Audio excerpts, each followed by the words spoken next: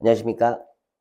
저는 하이센시 IB관의 노진환 선생님입니다. 오늘은요, 배감고 내신 분석에 대해서 제가 설명을 드리려고 이 자리에 나왔고요. 제가 이 프레젠테이션을 어떻게 설명을 해 드릴지 이렇게 네 가지로 제가 나눠봤습니다. 첫 번째는요, 어떤 강사인가, 배감고를 얼마나 했는지, 또 어떤 사람이 배감고를 하는지 아셔야 될 것 같아서 제가 어떤 강사인지 설명을 좀 드릴 거고요. 그다음에 배감고 내신 당연히 특징 난이도 말씀드릴 거고, 그다음에 배감고 이런 특징과 이런 난이도가 있는데 배감고 시험 대비를 어떻게 할지에 대해서도 설명을 드릴 겁니다. 그리고 제가 실제 시험과 제가 대비하는 그 내신 대비가 얼마나 적중이 됐는지, 그리고 아이들이 성적이 얼마나 향상이 됐는지에 대해서 오늘 같이 설명을 좀 드리도록 하겠습니다. 자, 첫 번째는요, 어떤 강사인가? 제 이름은 노진환입니다. 닉네임은 진쌤이고요. 저는 강사, 하이센시에서만 10년을 했습니다. 여기서만 10년을 했고, 제가 강사 커리어의 90%를 저는 이제 목동에서 했습니다. 그러니까 앞단지에서 있었고, 이제 뒷단지에 있었고 했었기 때문에, 뭐, 한 자리에서 10년을 했기 때문에, 어, 뭐, 감히 제가 말씀을 드리겠지만, 누가 저보다 더 배감고를 많이 알 수 있을지, 10년 동안 했기 때문에 배감고에서 그동안 어떻게 시험이 이렇게 바뀌어 있는지, 스타일들이 어떻게 바뀌고 있는지 전부 다 제가 체크를 하면서 10년을 이제 준비를 했었고요. 그다음에 제가 10년을 하는 동안 매년은 아니지만 한 두세 번 정도 빼놓고는 배감고에서 전교 1등은 항상 저희 반에서 배출이 되었습니다. 그래서 이 10년 동안 배감고를 계속해서 지켜보고 매년 내신을 했던 강사 제가 바로 배감고 내신을 한다는 점 기억해 주시면 감사하겠습니다. 자, 두 번째로 이제 바로 넘어가도록 하겠습니다. 일단 배감고 내신의 특징. 자, 요거는요, 2024년도, 이제 올해는 아직 시험을 보지 않았기 때문에 작년 기준으로 제가 설명을 드리도록 하겠습니다. 왜냐면 매년 시험의 유형이나 스타일이 바뀌기 때문에 가장 최근인 2024년 걸로 제가 설명을 드릴 거고요.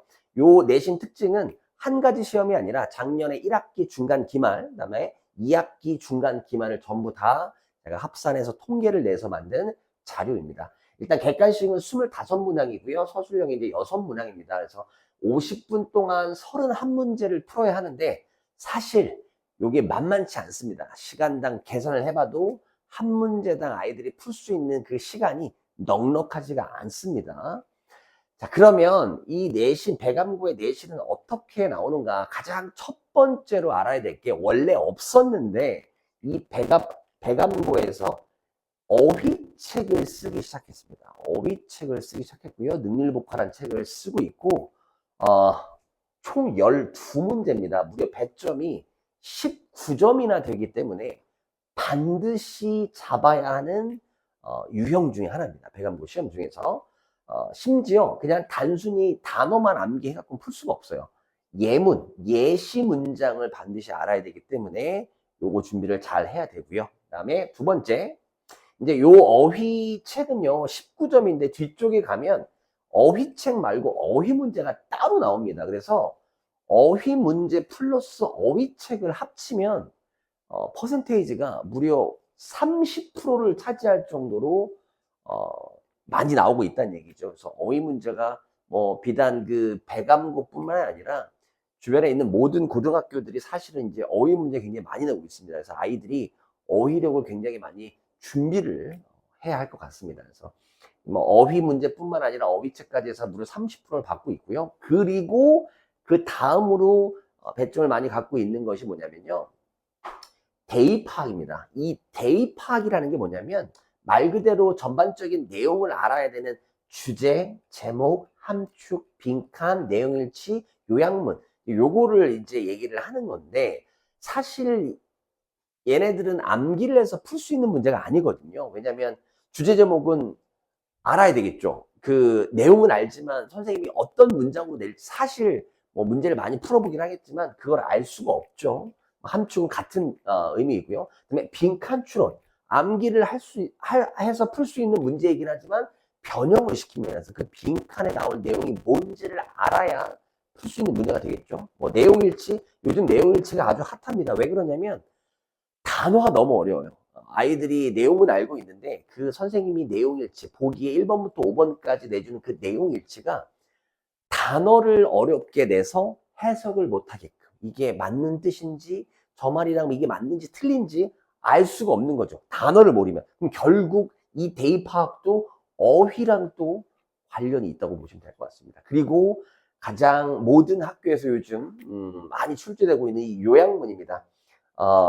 지문을 읽고 그 지문을 선생님들이 요약을 하죠. 그리고 빈칸을 뚫어놓고 빈칸에 들어갈 알맞은 어휘를 뭐 본문에서 찾으시오, 뭐 이런 식으로 나오는데, 이게 시간도 오래 걸리고 아이들이 생각, 즉 추론을 해서 풀어야 되는 문제이기 때문에 굉장히 까다롭게 나오고 있는 문제 유형이라고 보시면 될 것 같아요. 그래서 사실 대감고 내신은요, 어휘, 그다음에 대입학 내용을 이제 확인해서 푸는 추론 문제라고 보시면 되겠죠.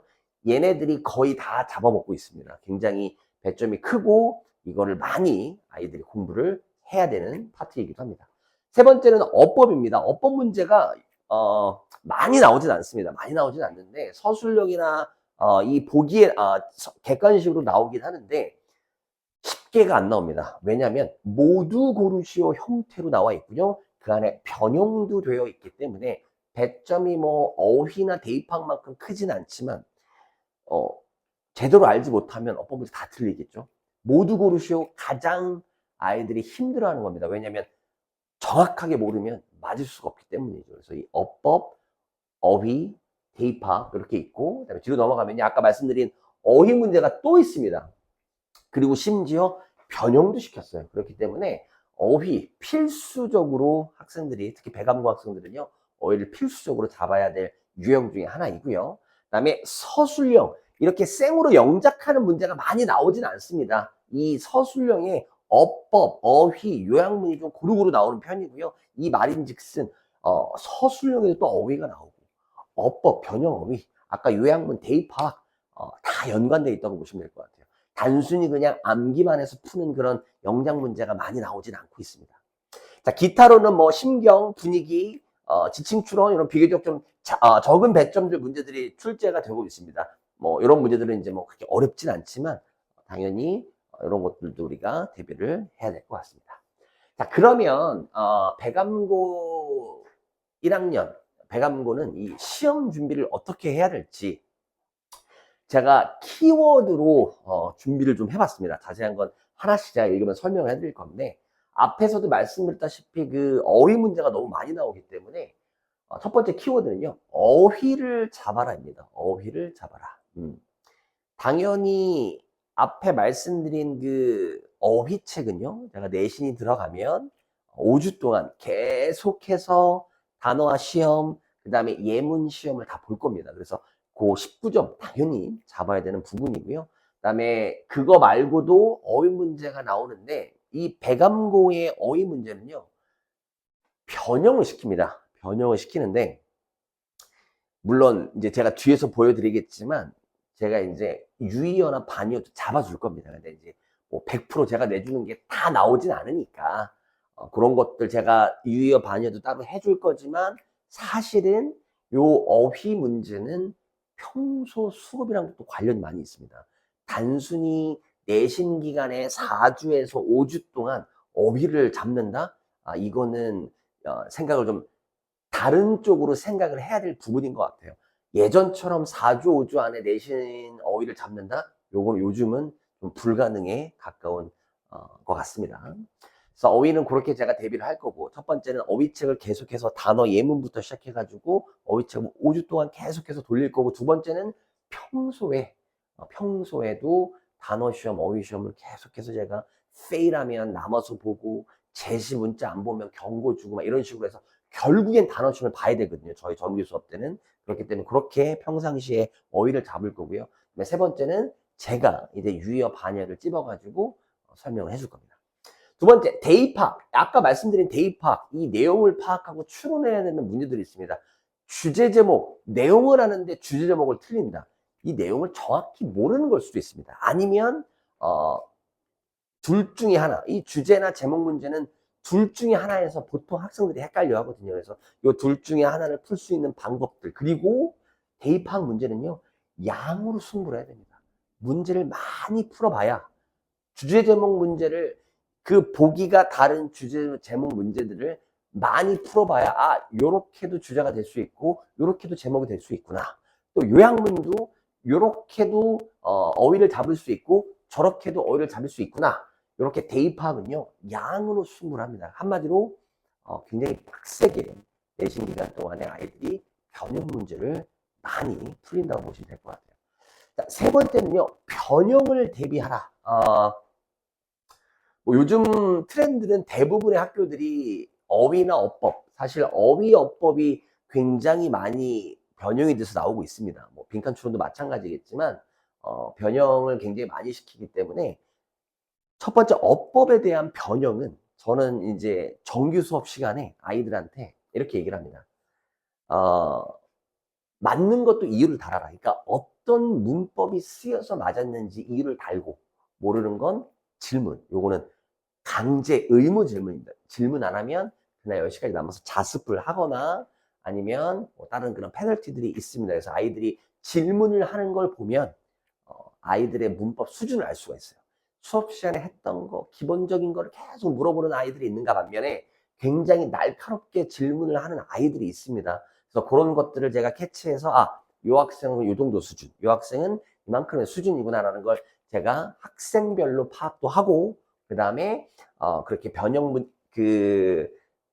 맞는 문법을 이유를 닮으로써 아이들이 그걸 통해서 변형도 충분히 대비를 할 수가 있겠죠. 물론 양쪽으로도 많이 승부를 할 겁니다. 변형 문제 많이, 문법 문제 많이 풀 거고요. 네, 마찬가지로 이것도 평상시에 좀 뭔가 쌓여 있지 않으면 문법도 물론 암기나 이걸로 좀 할 수 있는데 변형 문제 풀 수가 없습니다. 결국에는 변형을 잡으려면 우리가 평상시에 그런 어떤 문법을 요구하는 건지 맞는 거에 대한 이유도 달고 의무 질문을 해서 선생님이 직접 아이들에 대한 수준을 파악하는 거, 이게 굉장히 중요하다고 생각합니다. 네 번째는요 시간 관리. 시간 관리는 필수. 아까 말씀드린 것처럼 31문제입니다 50분 수업에 31문제고 암기를 했다는 가정하에 아이들은 다 암기를 했습니다. 내용도 알고 준비를 다 했어요. 근데 이것도 이렇게 하기도 사실 쉽지가 않습니다. 왜냐면 5주 동안 해야 될 것들이 너무 많고 영어만 하는 게 아니기 때문에 어쨌든 빡세게 해서 뭐 전체적인 지문이나 내용을 파악을 했습니다. 그런데 변형이 돼 있죠. 어법, 어휘, 그다음에 뭐 대입학 문제는 또 따로 풀어야 되고 생각해야 되고 요약문 위에서 막 찾아야 되고 서술형 조건 맞춰야 되니까 시간이 모자랍니다. 그 시간이 모자란 이유는 첫 번째는요. 아이들이 생각보다 내신에 대한 암기나 아니면 그런 내용 파악이 덜 돼 있는 경우가 많습니다. 사실 요거는 개인의 능력에 따라 좀 달라질 수 있습니다. 왜냐면 암기하는 걸 좀 힘들어하는 학생들은 사실 한 바퀴 암기를 하지 못한 채 가는 경우도 있습니다. 그래서 중요 문장만 하는데 이게 또 중요 문장은 또 단점이 있겠죠. 어쨌든 전체 내용을 암기하는 것보다 중요 문장만 하는 건 좀 그래도 단점이 있기 때문에 그러면 시간적으로 아마 부족한 부분이 많을 겁니다. 암기를 다 했으면 자기가 알고 있는 내용 안에서 요거 변형됐구나. 빈칸에 변형됐는데 요 내용이니까 요거랑 같은 단어가 들어간 요 내용이 같은 내용이구나. 요런 식으로 풀 수가 있는 거죠. 배감고가 문제를 좀 치사하게 많이 냅니다.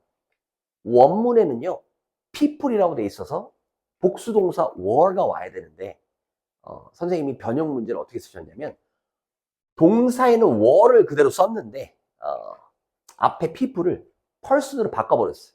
그러니까 그렇게 단순하게 그냥 바꿔버리고 암기를 해서 풀 수 없게끔 만드는 그런 변형 문제들도 있고 약간 치사하게 이런 문제를 내기 때문에 그런 것까지 저는 세세하게 다 알고 있는 거죠. 그래서 그런 것들 아이들한테 시험 보기 전에 항상 인지를 하고 있습니다. 그래서 이런 식으로 대비를 하면 이렇게 했기 때문에 매년 전교 1등을 배출하지 않았나 생각이 좀 듭니다.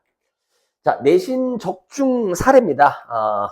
이렇게 보시면 지금 이게 조금 안 보이실 수도 있는데 여기에 별표 3개짜리 지문이 그대로 영작으로 나왔습니다. 제가 수업을 할 때 별표 하나에서부터 3개까지 없는 것도 있습니다.